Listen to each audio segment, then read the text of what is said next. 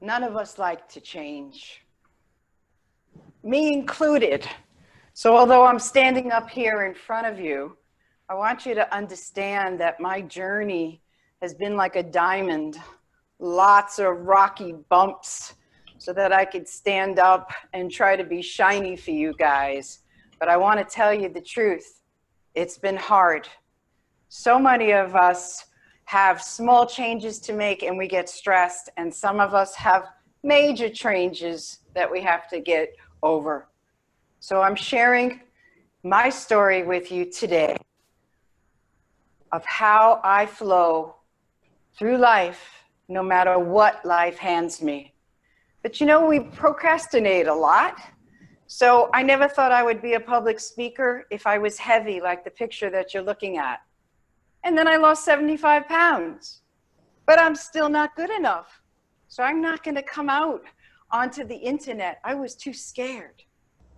But as you see me now, like the picture on the right, I moved through my comfort zone, and here we are on the internet with the power going on and off. So we all have changes to move through. I'd like to give you some tools today. We have a short time to go over a couple things that hopefully is going to make you stronger and more resilient no matter what comes to you. And there's a lot coming. We have a lot going on the planet right now. Well, I was the cowardly lion in the picture there.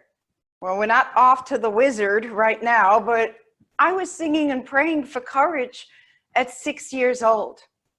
The funny thing is that I was trying to find the nerve and not be a cowardly lion. And here I am, strong and a natural neurologist. That's the whole goof about my beginning.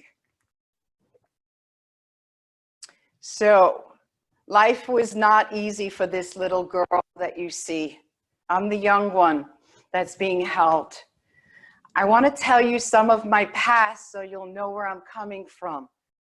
Because all the things that I have lived through in my life, someone out there has one of these and may be desperate, or your employees might be coming in with these childhood traumas. So at a very young age, yes, I was unwanted, I was abandoned, I was pedophiled. As a teenager, I was raped, and I went through verbal abuse, food abuse, emotional abuse, physical abuse. I think that my journey with resiliency was so that I could be strong to teach others and pick other people up, because I have been through a lot. And if I can be standing in front of you now, you can get up from no matter what has happened in your past. You see, we get stuck. We get stuck in the past so much in the head that it makes us scared to move forward. But we have to keep moving on. So first lesson here, first tip, is that when I am talking about horrible things like abuse and rape and pedophilia, or your employees or your staff or your friend or your child or your client is telling you something really bad, your first response, this is negative coming at me. I'm going to start to breathe while listening. So when you're in the listening mode, which you are right now, get into a posture where your breath can flow. See, what happens is we get tight, we contract, even if it isn't our pain. If we're human beings and someone's telling us about their trauma and their past, when we contract and feel that inside us, we're making ourselves sick and we're not helping the other person either. So I have had a lot of childhood trauma, and as far as the books are concerned and the history and the research on post-traumatic stress disorder, if you don't heal your childhood trauma and then have a major adult trauma, the statistics show you're #1 for having post-traumatic stress disorder. So take a breath and breathe with me, because what I have to share with you is how you soothe after post-traumatic stress, but also how you prevent post-traumatic stress disorder, especially if you have a shaky background and are coming from a very painful past. So I had all this childhood trauma, but I was lucky because when I was in my 20s, I found out about chiropractic. Chiropractic is spelled with chi in the front of it, yet not many know that we are central nervous system chi doctors. And my nervous system was taken care of. So emotional wellness came to me in chiropractic school. So the nervous system, since it runs everything, is also in charge of our emotional fitness and our emotional wellness. We're going to learn about the vagus nerve in a little while because it also controls our stress reactions to anything that's going on. So if we overreact to stress and then get more stress, we can't handle it and we're overwhelmed. Many people say to me, Dr. Lynn, how are you so strong?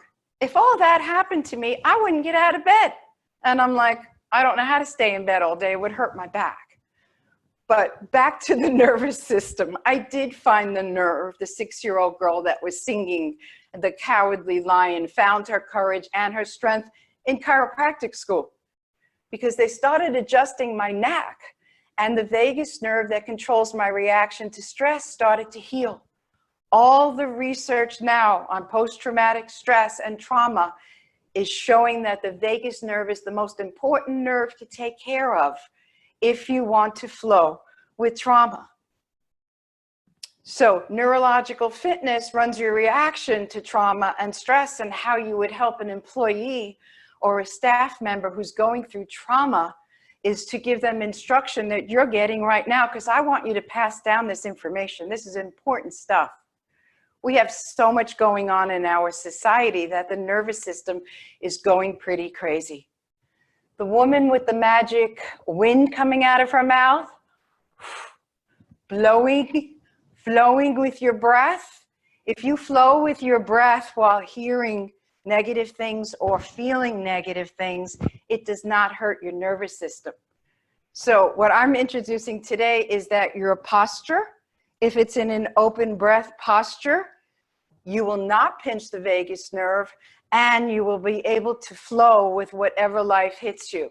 So let's get our shoulders back and down right now and take some breaths. So I'm going to be showing some traumatic slides and I want you just to monitor your breath while listening.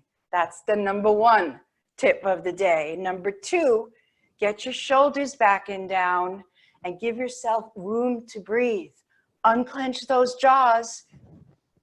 Don't feel bad for me. I want you to learn from what I've gone through. Breath is very important to the nervous system. A lack of breath, we know we would die. Well, I am breathing. What are you talking about? Breathe. I'm breathing. I'm not dead. The lack of oxygen is disempowering us. So more oxygen empowers us. It's a very simple message. But let's get some feedback here about some of the stresses you might be going through. Some of the changes that I'm talking about are small, so don't get scared. Breathe more. But what's happening is that we're very rushed in our society.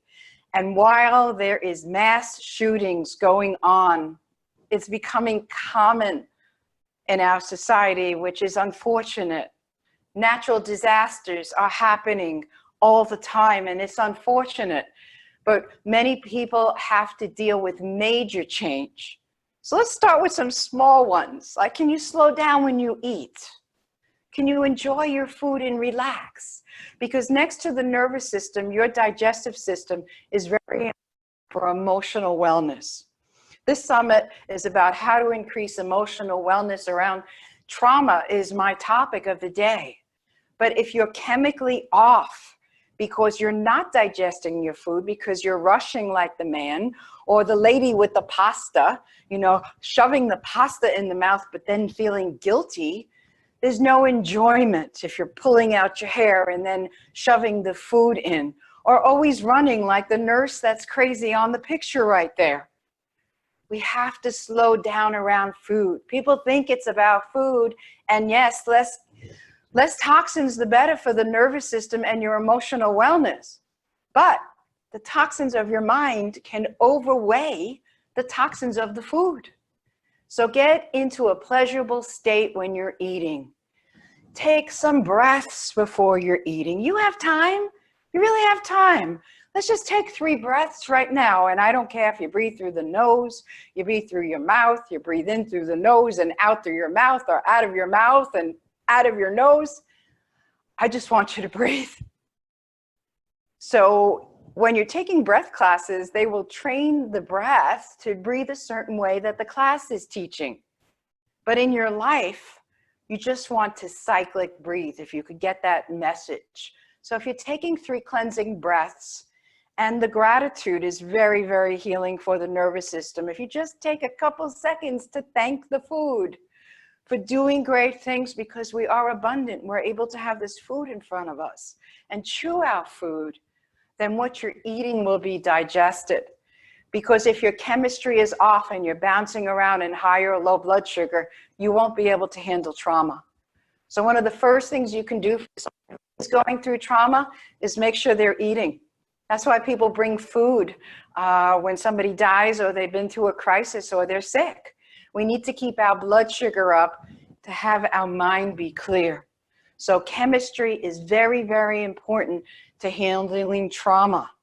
And if we don't eat enough, you'll go into low blood sugar and get more anxious and more fearful.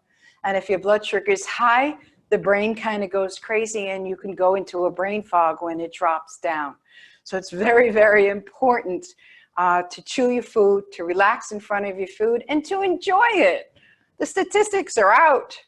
How come the French, if there's any French people out there, you guys are lucky because you get to eat pasta and bread and don't gain any weight. How about the woman eating the chocolate? If you take time to eat the chocolate and to think about the pleasure of the chocolate, it will do more good for you than harm. So I think the woman and the man eating slowly are French, not gaining weight at all. But we can bring this consciousness into the United States and around the world to enjoy your food. If it's in front of you, thank it, bless it, and eat it. It's about pleasure. Your stomach resides inside the same cavity as your lungs and your heart. It's the next most important system to the nervous system. So how you digest your food has to do with how strong emotionally you're going to be to handle your stress, your family's stress, stress at work, and then everything we're hearing on the TV, the world, the shootings, the disasters, politics, whatever it is. It's important that you have a balanced diet. More important that you enjoy your food and take the time to have nutritional wellness.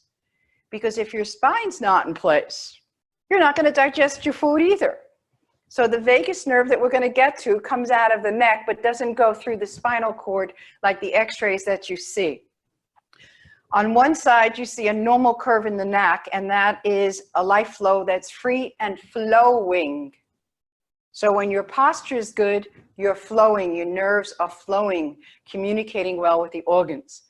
But like the little girl, and it's a sad picture because our kids are spending so much time reducing the curve in their neck here. They are totally having a problem holistically, but that's another whole conversation. I just want to get to you with trauma and emotional wellness right now. The other picture shows what happens to the neck. It's your choice. I can't control your posture. I could just educate you that when your neck is flowing and your nervous system is flowing and when you're breathing, you can ride the waves of change, heal yourself, and help others. This is the vagus nerve that I've been talking about, one of the most important cranial nerves. Number one, because it controls our reaction to stress. So if you're under trauma, receiving negative information or hearing about tragedy, your vagus nerve, if it's got pressure from your head being down or twisted, or you don't ergonomically have your computer at work at eye level, or you're on your phone all day with your head twisted, the vagus nerve has pressure. So not only does it control our reaction to stress, it also feeds all the organs that you see on the picture there. Very important nerve. This is why I didn't have post-traumatic stress disorder after I had adult tragedy. This is so important that I wrote a fantasy empowerment story of going from abuse, I'm the little girl in the story, and then empowerment through teaching to pick up the phone and breathe, and about the nervous system for parents and children. It's actually for all ages. We can all learn from this book called Windkissed. The statistics are out about the breath. So I want you to think about it, and you could also Google post-traumatic stress disorder and the breath, because they are taking the vets, the Navy SEALs, major corporations are realizing that people are not necessarily getting to the point of peace with yoga. It's more about the mindset and the journey of the yoga inside you, so that you take the yoga class inside you, but only if you remember to breathe all day long and to choose peace all day long. They have studied, and people who are doing breathwork classes and training, they're coming out of post-traumatic stress disorder and doing much better than all the other techniques. So yoga and breathwork classes need to be going on in corporations. The breathwork is something totally different because it's a whole hour breathing instead of just the 5 minutes that you get at a yoga class. Nose breathing, that is also leaping up because of yoga, has found that it reduces post-traumatic stress and calms down your vagus nerve. Something tip 2 really fast, if you hum, they have proved that the vagus nerve starts to flow and heal. Hum, sounds a little bit like om. I don't know, but you could just hum and your vagus nerve relax. In the middle, they show electrodes on the vagus nerve, which is the old-fashioned way of helping someone go through trauma and stress of the vagus nerve. You can heal your vagus nerve by changing your posture and flowing with your breath. Let's get back to the breath right now. Get your shoulders back and down. Sit in your chair so that you have room for the lungs to expand and your diaphragm to drop. What I would like you to do is put one hand on your chest right now and one hand on your stomach. And I would like you to feel the motion of the breath. It's an exercise. It's a core exercise for those of you who want to lose weight. The more you breathe and the more you allow the movement of the breath to be inside you, burns calories. How about that? So your pleasurable breath posture is where your pleasurable breath can expand to the fullest. So the muscles should be moving. Many people have bellies down here and they were told to belly breathe. So here they're moving. Diaphragm's dropping because its job is to get out of the way of the lungs. I want you to flow with your breath. Feel both hands move, one on your belly button, one on your chest. Take some cleansing breaths, unclench your jaw. I'm going to test you right now because I'm going to give you my adult story, and I don't want you to take any sadness from this story. I'm going to tell you why. And if you feel sad and you breathe while listening, you will not pinch your nervous system. So the breath and the posture is an armor that I'm putting around you, a protection right now, as I tell you that I have gone through everything I think that man or womankind could ever go through. So this information about the nervous system and the breath is important, because you're not going to meet somebody or an employee or an executive. You're really not going to find many people that have not had as much tragedy and major change that I've had to move through. Yes, in 2012, in seconds, I lost my family and 2 homes. Even I have to remember to breathe while seeing them up on a big screen.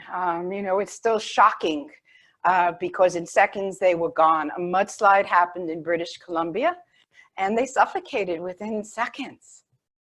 Again, the question, how are you so strong, Dr. Lynn? I'm strong because I'm strong in love. And if I can tell you anything, if you're suffering from loss, okay, and you're grieving and you want to soothe the grieving, you want to take whatever you're missing and blow it up in pictures and start to feel the love. Because love never leaves. Eternal love always stays. Of course, I love and miss them. I can't hug them, but their love is in my heart, and that's what keeps me strong. Are you breathing? The art and power of flow is the reason I'm standing here. And yes, it was over 50 years ago when I was trained in this. Thank God I was trained in this, because I had all the tools before this major tragedy. I didn't have them as a little girl, the cowardly lion singing about the nerve, wondering who's going to pedophile her next or abuse her next. She didn't have those tools. But when my nervous system was taken care of with chiropractic and acupuncture, and I learned to breathe, and I became a breath coach and a breath trainer, so I'm always breathing because I'm always teaching it. These are valuable tools that everyone needs to know, because we have to learn how to be strong with disasters. So I'd like to leave you with this today, because Joel Osteen, a long time ago, when I was going through a hard divorce, I heard him on the TV and said, you don't go forward until your dreams are more powerful than your painful past. What kept me going my entire life was that I always wanted to serve and help humanity. I always wanted to take care of pregnant women and children to make the next generation better. That's why I started the Looking Up movement, about looking up and breathing with your cell phones, and why I write books. It's to get the information out there so that you can be neurologically strong. What picked me up from the mudslide is that I have this mission to get this information out, and I hope you share it, because humanity needs to breathe and take care of their nervous system and learn and master the art of flow. The leaders that are listening to this, I hope it trickles down so that we could relax and have peace no matter what presents ourselves. Thank you for listening, and I'm so happy to share this information with you. And please look up and breathe at these, and when you're receiving negative information, when you're feeling, it's good to feel. You're human. We're supposed to feel sad and anger and react to trauma, but we also need to protect ourselves and others by chemically being balanced, emotionally being balanced, and physically being balanced. That's what produces resiliency. You have to get started now. Don't wait for disasters.